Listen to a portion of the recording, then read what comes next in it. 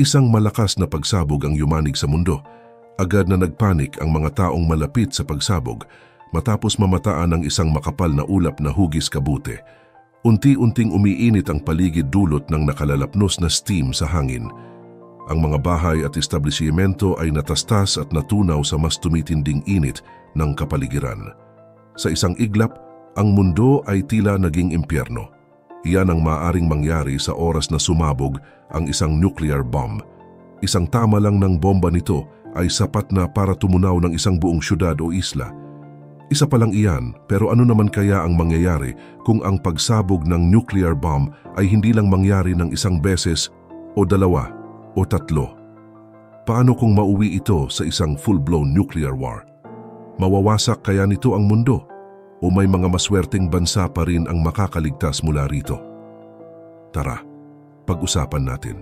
Sa usaping nuclear weaponries, 9 na bansa lang sa buong mundo ang kilalang may hawak na nuclear warheads sa kasalukuyan. Ang mga bansang ito ay ang Russia na may 5,889 nuclear warheads, United States na may 5,244, China na may kabuang 410,290 naman sa France, 225 sa United Kingdom, 170 sa Pakistan, ang India ay may 164, ang Israel ay may 90-30 sa North Korea. Kapansin-pansin na bagamat kaunti lang ang mga bansang may nuclear weapons, napakarami pa rin ng mga ito at sapat na para magdulot ng takot kung sakali man may isa sa 9 na mga bansang ito ang naisipang magpaputok ng bomba. Ang batas ng nuclear age ay simple lang. Sa oras na may isa sa mga bansang ito ang nagpasabog ng nuclear bomb nila, siguradong susunod na rin ang iba. Kung ganoon, ano sa tingin niyo ang mangyayari kapag sumiklab ang kinatatakutang World War III na hindi malabong magdudulot ng nuclear war? Isa lang ang malinaw na sagot diyan. Lahat ng mga dadaanan ng bomba ay siguradong mabubura sa mapa. Bagamat may mga bansa na high priority target sa oras digmaan, meron pa ring mga bansa na malaki ang posibilidad na makaligtas sa oras na pumutok ang nuclear war. Ano-ano ang mga bansang ito? Tara, isa-isahin natin. Simulan natin ang listahan sa Switzerland. Sa kasaysayan ng digmaan at kampihan, palaging nananatiling neutral ang bansang Switzerland. Ito rin ang klase ng taktika na ipinakita nila noong panahon ng World War I at World War II.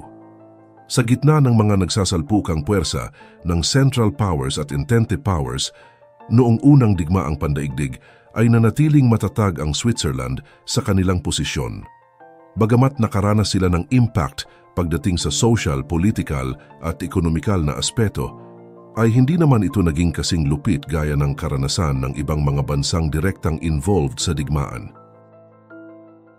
Noong ikalawang digmaang pandaigdig din ay nanatili ang neutrality ng Switzerland sa gitna ng nagiinit na bakbakan ng Axis powers at Allied powers.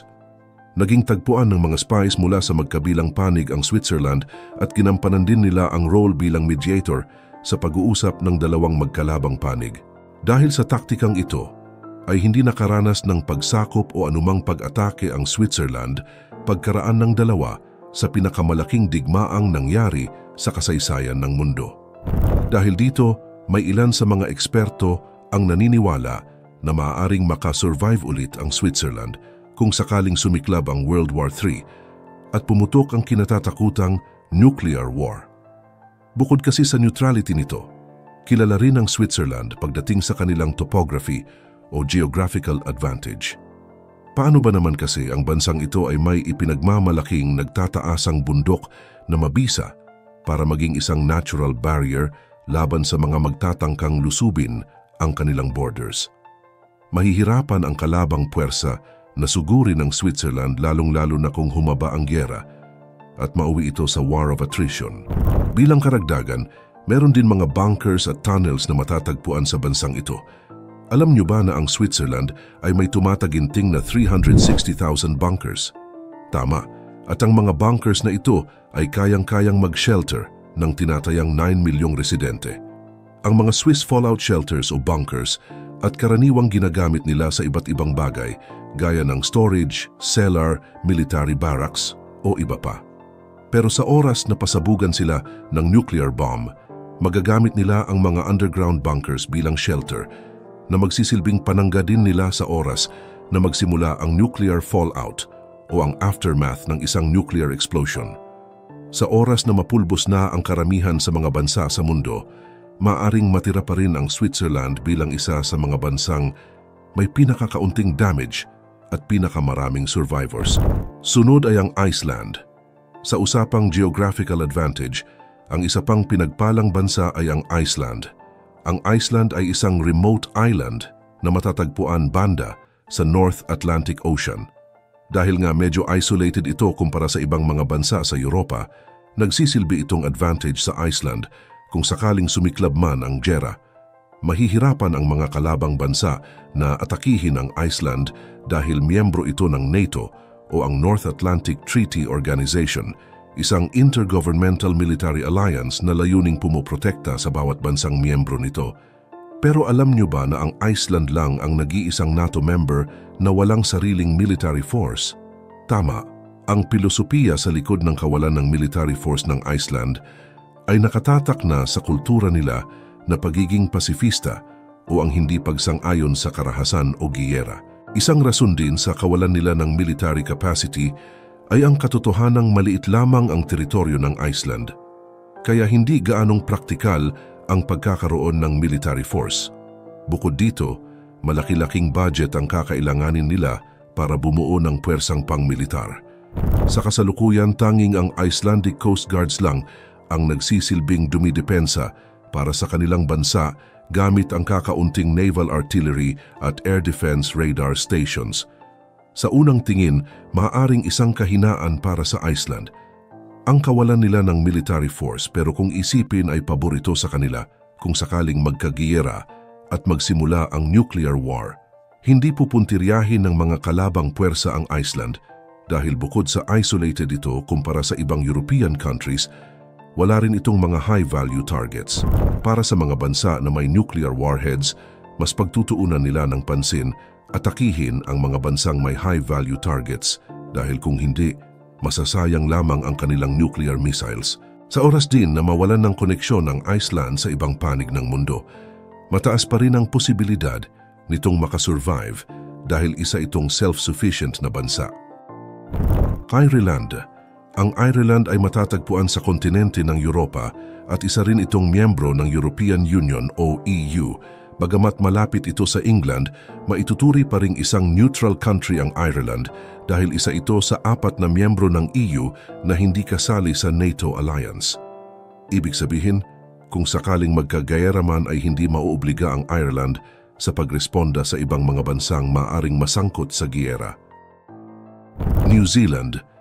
Ang bansang New Zealand ay matatagpuan sa gitna ng South Pacific Ocean kapag sumapit ang tinatawag na nuclear winter o ang posibleng pagtakip ng nagkakapalang nuclear fumes sa langit na maaaring humarang sa natural na sinag ng araw na pwedeng magresulta sa pagbaba ng temperatura sa buong mundo, malaki pa rin ang posibilidad na makasurvive ang New Zealand dahil malapit ito sa karagatan. Pinaniniwalaan na meron silang surplus o malaking supply ng pagkain, lalo na't kilala ito bilang isa sa mga highest contributor ng export goods sa buong mundo. Sa oras ng fallout ng nuclear war, may sapat pa rin ng pagkain ang mga residente sa New Zealand na mainam para maiwasan ang malawakang taggutom. Australia. Sa usapang food production at security, ang Australia ay isa pang bansa na nag-uumapaw nito.